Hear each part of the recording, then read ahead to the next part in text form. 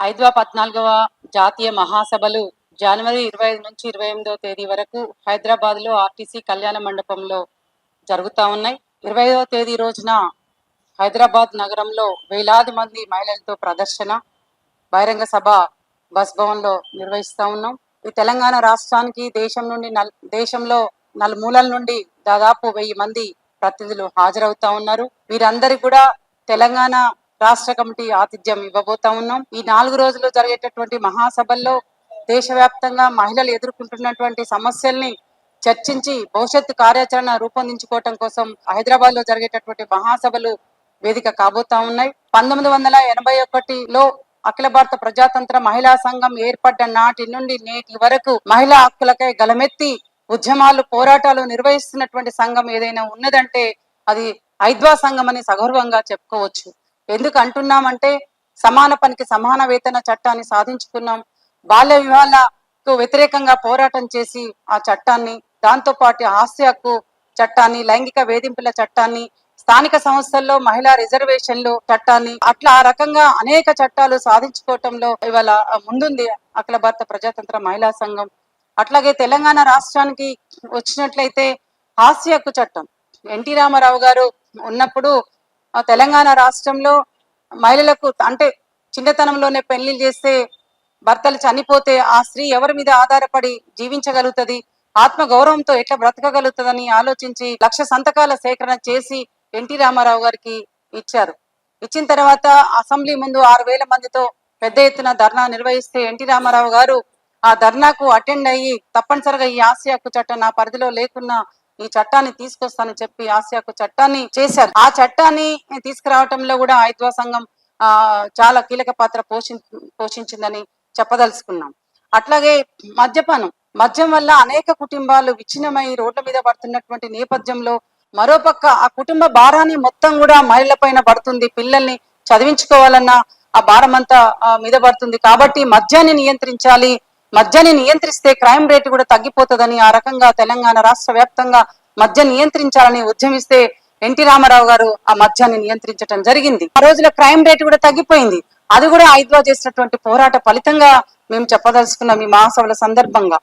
అట్లాగే స్వయం సహాయక సంఘాలు తెలంగాణ రాష్ట్రంలో దాదాపు 55,000 సంఘాలు ఉన్నాయి. ఆ సంఘాలు ఏర్పాటు చేసిన దాంట్లో కూడా ఆనాడు చంద్రబాబు నాయుడు ఉన్నప్పుడు పొదుపు గ్రూపులను ఏర్పాటు చేయడంలో కూడా అఖిల భారత ప్రజాతంత్ర మహిళా సంఘం ప్రధాన పాత్ర పోషించింది. అట్లా ఆ రోజుల్లో 50,000 గ్రూప్ కి 50,000 ఇస్తే తర్వాత వచ్చినటువంటి అఖిల భారత ప్రజాతంత్ర మహిళా సంఘ రాష్ట్ర అధ్యక్ష ప్రధాన కార్యదర్శులు స్వరూపరాణి గారు కావచ్చు, హైమావతి గారు, పుణ్యవతి గారు కావచ్చు, వీళ్ళందరి ఆధ్వర్యంలో ఆనాడు అభయస్థం పథకం కొనసాగించాలి, ప్రతి గ్రూప్ కి 10 లక్షలు ఇవ్వాలి అని పిలిపిస్తే తెలంగాణ రాష్ట్ర వ్యాప్తంగా జిల్లా కలెక్టర్ ఆఫీసుల ముందు వేలాది మందితో ధర్నా నిర్వహించిన సందర్భంగా లాఠీ చార్జ్ చేశారు. మా కేసులు పెడితే జైలుకి పోయి వచ్చాం. తర్వాత ప్రభుత్వము ఆలోచించి ఈ ఐద్వా వాళ్ళు పెట్టినటువంటి డిమాండ్స్ చాలా సమంజసమైన, ప్రతి గ్రూప్ కి 10 లక్షలు ఇవ్వాలి, అభయస్థం పెన్షన్ కొనసాగించాలని ఏవైతే డిమాండ్స్ పెట్టారో ఆ డిమాండ్స్ సమంజసమైన అని ఆ రకంగా వాళ్ళు చర్చించుకొని వాళ్ళ 10 లక్షలు 15 లక్షలు ఇస్తున్నారంటే ఐద్వా చేసినటువంటి అంటే సమస్యల మీద అధ్యయనం చేశాము. వాళ్ళ గ్రూపులు సక్రమంగా నడుస్తున్నాయా లేదా అని అధ్యయనం చేసి ఆ గ్రూపులకు 10 లక్షలు ఇవ్వాలి, అభయస్థం పథకాన్ని కొనసాగించాల్సినటువంటి అవసరం ఉందని అట్లా అనేక డిమాండ్స్ పెట్టి ప్రభుత్వానికి ఇస్తే ప్రభుత్వం ఇవాళ 10-15 లక్షలు ఇస్తుందంటే అదే ఐద్వా గొప్పతనం అని చెప్పదలుచుకున్నాం మేము. అట్లాగే ఆడపిల్లల యొక్క నిష్పత్తి పడిపోతా ఉంది, దేశవ్యాప్తంగా పడిపోతుంది. తెలంగాణ రాష్ట్రంలో కూడా 0 to 5 ఉన్నటువంటి పిల్లల్లో నిష్పత్తి పడిపోతుంది. ఇప్పటికే మహిళల పైన, అమ్మాయిల పైన లైంగిక వేధింపులు, దాడులు, అత్యాచారాలు అనేక రూపాల్లో పెరిగిపోతున్నటువంటి నేపథ్యంలో ఈ ఆడపిల్లల నిష్పత్తి తగ్గిపోతే ఇంకా ప్రమాదం పొంచి ఉన్నదని ఆ రకంగా ఆ దేవరకొండ ప్రాంతంలో పెద్ద ఎత్తున పోరాటం చేశాం. చాలా మంది ఆడపిల్లలు పుడుతుంటే ఒడ్లగింజ వేసి చంపేసినటువంటి నేపథ్యంలో భ్రూణ హత్యల్ని కావచ్చు ఇవన్నిటిని తగ్గించాల్సినటువంటి అవసరం ఉందని పెద్ద ఎత్తున పోరాటం చేసి సభ పెడితే వైఎస్ రాజశేఖర రెడ్డి గారు ఉయ్యాల పథకాన్ని తీసుకొచ్చిండ్రు. ఉయ్యాల పథకం తీసుకొచ్చిన తర్వాత కడుపులో ఉన్నటువంటి ఆడపిల్ల ఉన్నా కాదని తెలుసుకొని చంపేసినటువంటి నేపథ్యంలో ఉయ్యాల పథకం పెట్టిన తర్వాత ఆడపిల్లల్ని ఉయ్యాల్లో వేసి పోయినటువంటి పరిస్థితులు, అట్లా ఆడపిల్లల నిష్పత్తి తగ్గించడంలో కూడా ప్రధాన పాత్ర ఉంది. అట్లాగే చిట్యాల మండలంలో దాదాపు చిట్యాల మండలం మొత్తాన్ని కూడా పెంచుకున్నాం. తెలంగాణ రాష్ట్రంలో ఉన్నటువంటి రాష్ట్ర కమిటీ సభ్యులందరూ కూడా 3 రోజుల పాటు గ్రామాన ఎందుకు ఆడపిల్లల యొక్క నిష్పత్తి తగ్గిపోతుందని మేము సర్వే చేసినప్పుడు వంశం పార్యం వస్తుంది, ఆడపిల్ల అంటే భారం అనే నేపథ్యంలో అనేక రకరకాలుగా ఇష్యూస్ చెప్తే మేమందరం కూడా ఈ స్కానింగ్ సెంటర్ల పైన నిఘా పెట్టాల్సినటువంటి అవసరం ఉందని కూడా మేము పెద్ద ఎత్తున పోరాటం చేశాం. ఆ చేసిన తర్వాతనే స్కానింగ్ సెంటర్లపై నిఘా పెట్టి ఆ రకంగా ఆడపిల్లల నిష్పత్తిని తగ్గించడంలో కూడా మా పాత్ర ఉందని మేము చెప్పదలుచుకున్నాం. అట్లాగే అంగన్వాడీ గాని, ఆశా వర్కర్స్ కానీ, మధ్యాహ్నం భోజన కార్మికుల వేతనాలు పెంచాల్సినటువంటి అవసరం ఉందని కూడా అఖిల భారత ప్రజాతంత్ర మహిళా సంఘం పోరాటం చేశాం.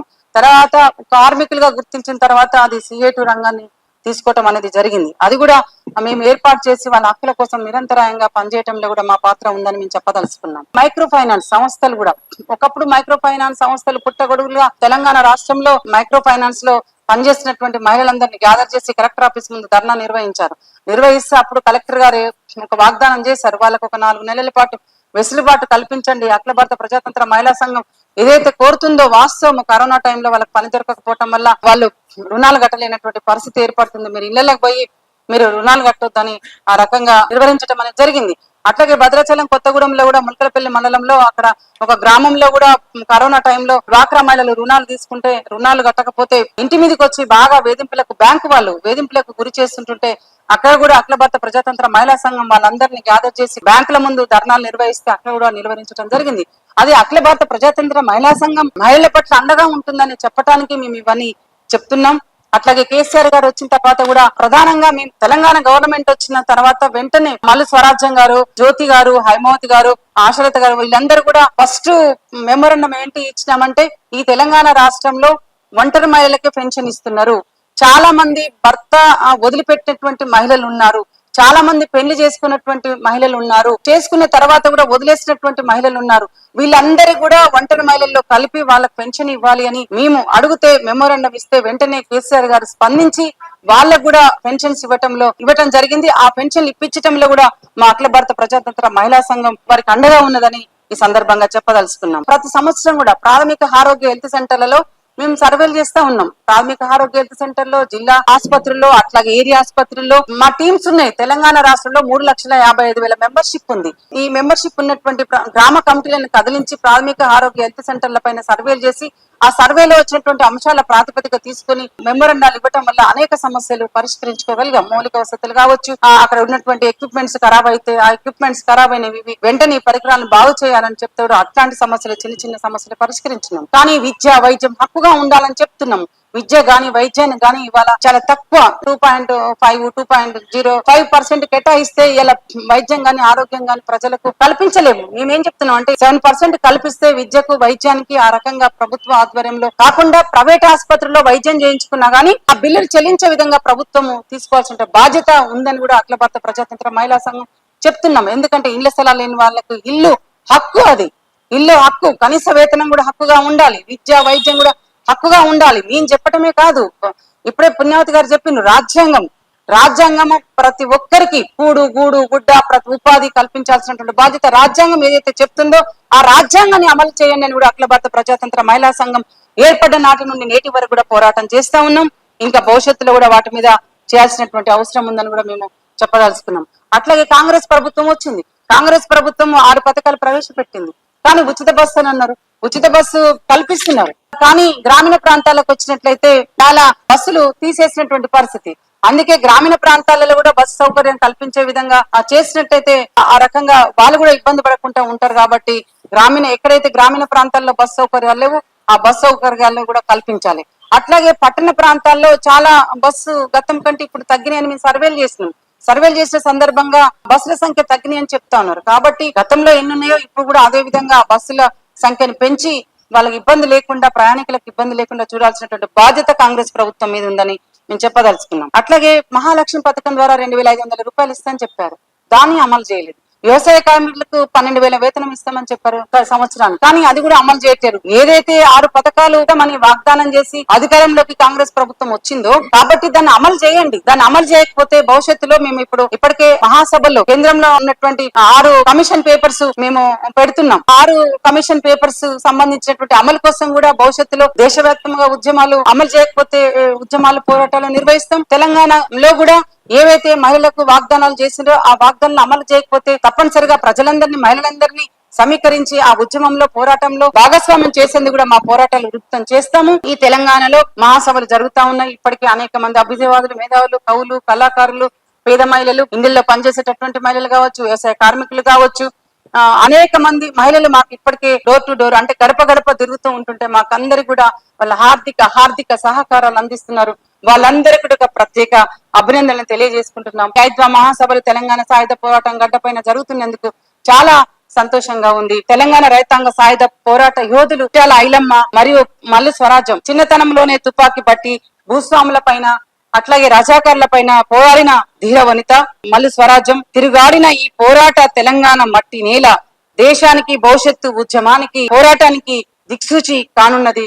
కాబట్టి అందరూ కూడా మహాసభను జయప్రదం చేసే విధంగా సహకరించాలని కోరుతూ ప్రింట్ మీడియా ఎలక్ట్రానిక్ మీడియా కూడా మీరు అందరు ఇక్కడికి వచ్చారు. మా మహాసభల్ని మీరందరూ కూడా కవర్ చేసి, ఎందుకంటే ఇవాళ అఖిల భారత ప్రజాతంత్ర ఏ మహిళా సంఘాల కంటే కూడా ఎక్కువ ధీటుగా అన్ని మహిళా సంఘాలు మహిళా విభాగాలు పనిచేస్తున్నాయి. కాదని మేము అనట్లేం, అంతకంటే ఎక్కువగా మేము అఖిల భారత ప్రజాతంత్ర మహిళా సంఘం పనిచేస్తున్నాం, ప్రజల్లో ఉంటున్నాం. ఎక్కడ సమస్య ఉంటే అక్కడ ఆ సమస్యను పరిష్కరించే దిశగా మేము మా పని జరుగుతా ఉంది.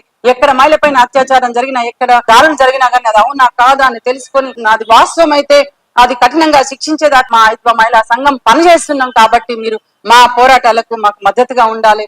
మా అన్ని కూడా మీరు పెద్ద ఎత్తున ప్రచారం చేయాలి. ప్రెస్ లో వచ్చేటట్టు కూడా మీ వంతు సహకారం మాకు అందించాలని కోరుకుంటూ ఈ అవకాశం ఇచ్చిన మీ అందరూ కూడా ప్రత్యేక ధన్యవాదాలు.